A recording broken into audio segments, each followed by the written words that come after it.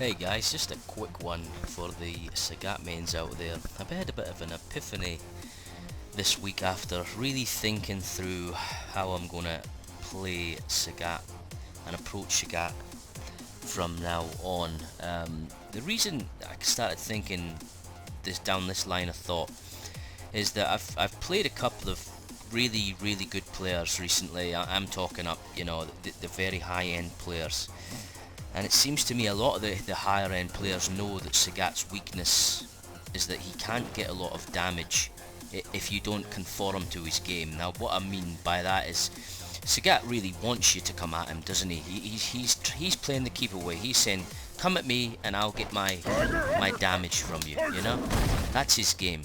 But when players figure out, and the good Sagat players will agree with me here, or maybe all of you guys will agree with me, when a player gets a life lead on Sagat and decides to make Sagat come to them, it is extremely difficult for Sagat to get back in the game or get any kind of momentum.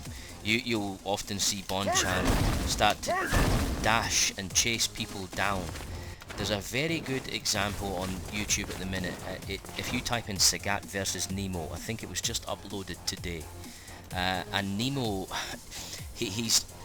I would consider Urien an absolutely fine match. Sagat definitely does not lose. I know there's a bit of difference between whether Sagat wins or if it's even. I've heard Rushdown say that Urien might beat Sagat slightly. I don't think that's true. I think Sagat is absolutely fine in the Urien match. 5-5 at best, at worst, sorry. But anyway, Urien, Nemo, you'll see he's really making Bonchan work for the majority of his damage. Now Sagat, as we know, he cannot play Street Fighter 5. He cannot put himself in these V-trigger EX move situations, rush down, chase down, bad dash. We know he's bad at that type of the game. Now the whole point of this video was, it got me thinking, really thinking. V-skill 1. Now let's set the character to jump. Don't worry, this won't be a long video. So the normal uppercut does 130 damage. I hit him a bit light there, so you hit him nice and deep, it does 130 damage.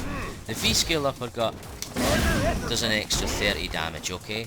Now I think everyone will agree with me that the reason that we're picking V-skill 1 is just for the damage.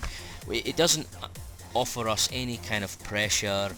It doesn't offer us any kind of positional advantage outside of getting back to zoning again.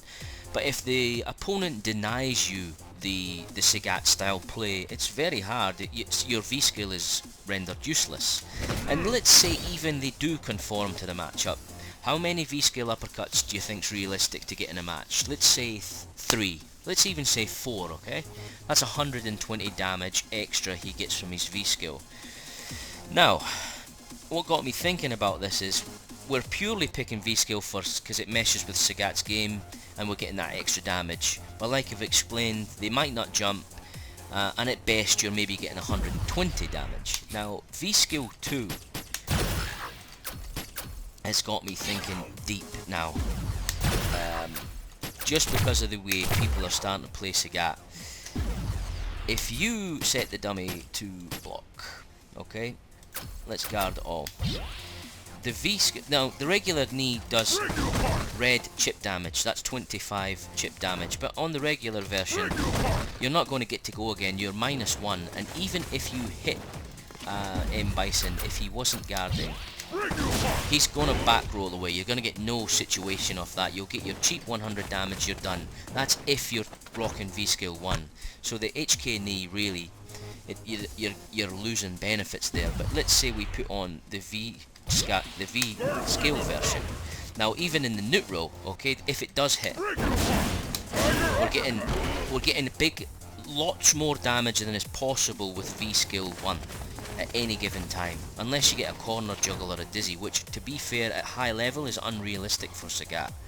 But that wasn't really the reason. You know you get more from neutral, and we obviously know that the V-skill knees are plus, but let's even take the chip damage into account. So let's make Bison guard everything, right?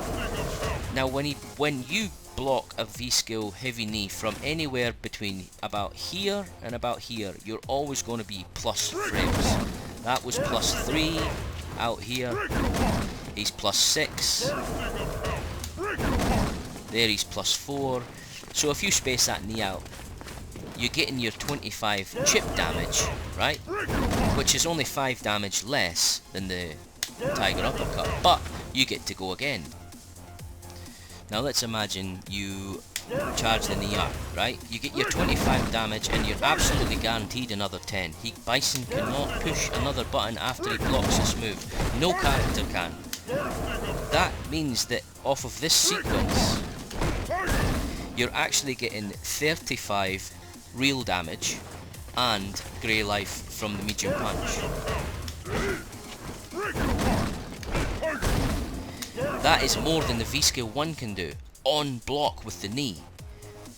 So, do you know where I'm tumbling down the rabbit hole with this? I wonder if we are playing Sagat wrong. I wonder if we are picking the wrong V-system. I know that's an absolutely huge call, but you will know what I mean when you come up against a player who is playing the against Sagat's weaknesses. That I'm just wondering if the pure V-Scale 1 is just the damage.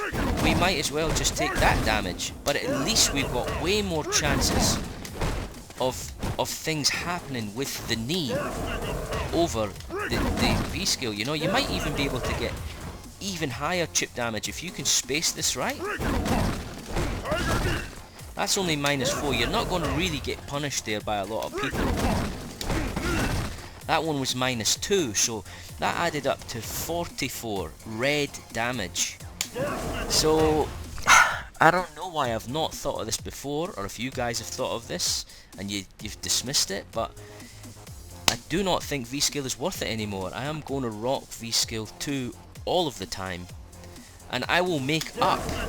If we go back to what I said at the start of the video, and it's 120 damage extra with no Oki, I will make that up with just 3 of those sequences. You know, I don't think that's unrealistic to score 3 of those sequences, and the life bars will be the same, except in this situation, I'm opening myself up for more damage and Oki situations. So, yeah boys, I think we're going to have to evolve if we want to keep up with the crowd. So, let me know what you think in the comments if I've went too far, and we'll catch you again soon.